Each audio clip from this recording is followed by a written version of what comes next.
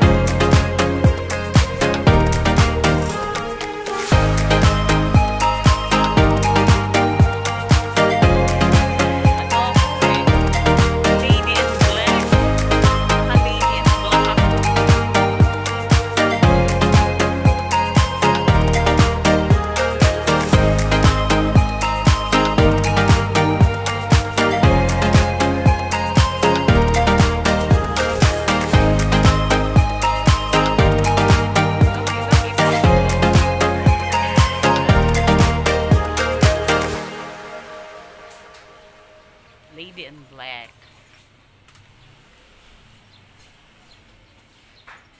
Maganda pang panahon ngayon, pero meron kaming bagyo. Ayan. And the weather forecaster says that signal number 4 daw yung bagyo natin, Kuya Dudong. Ha? Pero sa ano siya? North. Kaya wala na raw pasok kayo yung Cagayan. Pero dito sa Manila, siguro, pwede tayong abutin dito mga signal number 2 lang. Ano. Oh, ang problema dito yung water. Yung flood. O yung tubig, yung problema dito. Ayan. Ingat kayo. Sa mga taga-north, ingat. Ayan, medyo malakas na yung bagyo. Sana, mahirap kasi pag malakas na yung hangin, malakas pa yung ulan. Kung malakas yung hangin at medyo okay lang ang ulan, so hindi masyadong ramdam. Pero kung boat, doon sa dalawa malakas, yung flood kasi ang ano doon eh. Yung flood ang mahirap. Yung baha. Kasi tinatangay yung mga bahay. And then, nagkakaroon ng landsliding. Tapos yung mga pananim, syempre, ano na, pag the water itself ay umapaw, eh, mabubulok yung mga tanim. So, yun yung ano. Sana mag-pray tayo na pakalmahin na lang ni Lord yung bagyo. Bago dumating dito sa Pilipinas, ay medyo kalmado na. Signal number 2 na lang tayo. Pag sinabing number 4, medyo nakakatakot.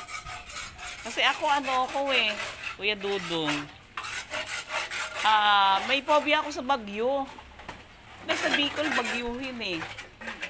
Every time na may bagyong malakas, doon pa naman ang malakas, yung bahay namin nililipad yung bubong. Tapos si Mama pa rin, nakaano na yun doon sa may ano namin, sa may bubong, din sa may ano, nakaganyan na siya. Para hindi lipa rin. Kaya medyo takot kami pag bagyo na. May mga trauma na kami.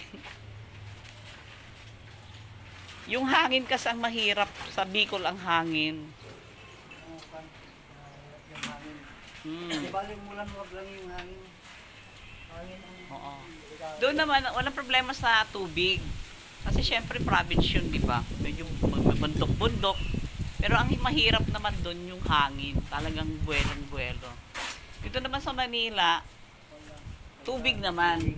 Oo. Bye! That's all for today. Ingat na lang kayo. Yan. Safety first. Make yourself safe. You and your family. You have to pray to the Lord na bago pumunta ng Pilipinas, mag-fall, kalmado na yung bagyo. Bye!